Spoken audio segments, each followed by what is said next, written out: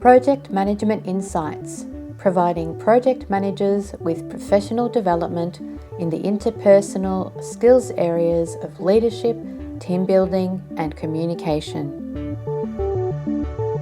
Hi everyone, welcome to today's episode of Project Management Insight. Today I want to focus on meetings. We all know how frustrating it is to have a calendar so full of meetings that all we're doing in our day is moving from one meeting to another meeting to another meeting. And do you notice a lot of the time that meetings are set up to run for a whole hour long? And how often do you get to that point of looking at them and going, really? Are we really going to spend an hour in this meeting? And then you get frustrated because you realize that the topic doesn't need an hour to be discussed and talked about, and that what's really happening is it seems to be taking up a lot more of your time that's required and putting you under the pump, creating more stress. So I want to focus on these meetings and why meetings don't need to be an hour long. And this is especially of relevance to you if you are the project manager setting up these meetings. What I want to do is give you some reasons to consider before you schedule the meeting if it's really necessary to schedule the meeting for an hour. First of all, let's talk about the meeting outcome. When you go to schedule a meeting, are you clear about what you want as a meeting outcome? Are you meeting to get a solution to a problem from people that need to be involved in it? Are you meeting to give people an update of what's occurring on your project and where things are at? Are you meeting to discuss mitigation strategies for the risks and that are in your risk register? Like, these are specific meeting outcomes. What you are wanting is people to attend for a specific reason or a specific purpose. And that's really important. So make sure that you are clear up front what the meeting outcome is that you desire. This will make it a whole lot easier to then determine how long you actually need to have for your meeting. Now, the next thing that happens is wasting time when it's not serving a purpose. So what I want you to consider is, if you have a meeting for an hour, are you wasting people's time, the resources that you have on your project that you are wanting to be totally focused on delivery? Are you wasting their time when it's not serving any purpose? So do you really need 3 people from the same team in a meeting at the same time?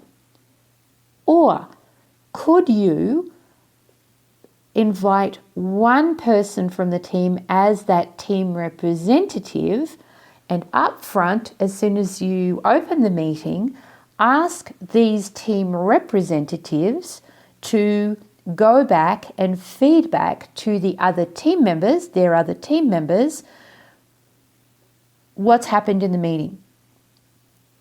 And so in this way, you're not wasting time. You are allowing those other resources to be doing what it is that their purpose is on your project, which is working on the delivery of the change for you.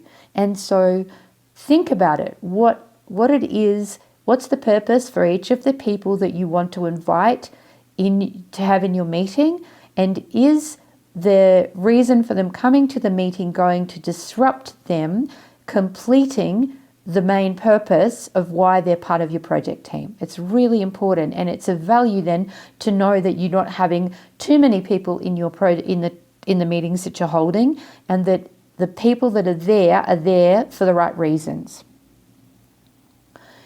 And then perhaps one of the key things, it's no different to going back to this space of should I run a project or not?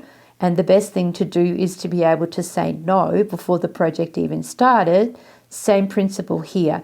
Do you really need to hold a meeting?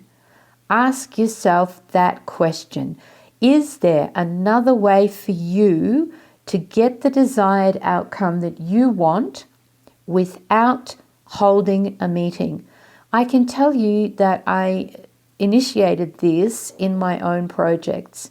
And what happened was the team became more engaged, more enthusiastic, more efficient, and delivered more for me when I stopped holding meetings. Why was this the case? Well, they weren't frustrated because they were constantly being pulled away from doing what they do best, hence my comment about the purpose. They were doing the work that was going to get the desired outcome for our project, their database work, their coding work, their system administration work, their whatever it is that was their purpose on the project. They were doing that first and foremost, which is ultimately what they want to be doing. And so what I was then doing was sending out emails with updates.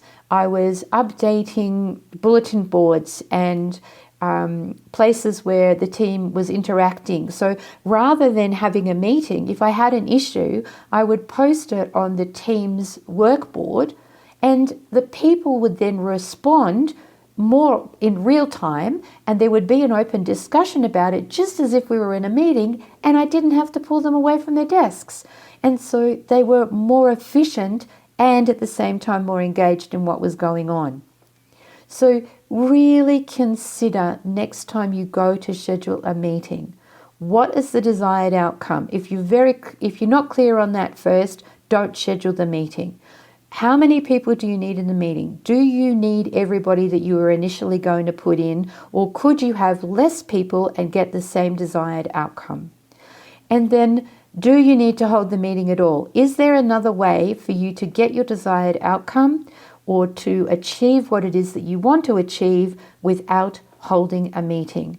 And by doing this, you will find that you actually have a happier team, a more engaged and focused team, and they will love you for the fact that you have stopped scheduling so many meetings. Oh, and the other thing is, consider how much time you really need. If you have an issue that you want resolved, try holding a 15-minute meeting. With only 15 minutes, it means people will come in and they will be more focused on getting an outcome because they want to be in that meeting and out of that meeting within 15 minutes so that they can go back to whatever it was that they were doing.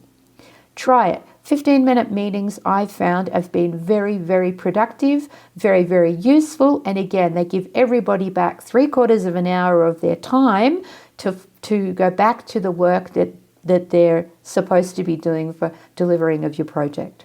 So consider these things and you will find that your calendar will get freed up and you will have a happier and more productive project team. Till next time. Thank you for listening to this Project Management Insights podcast. Be sure to visit projectmanagementinsight.com and sign up for our monthly newsletter or to receive updates on upcoming training.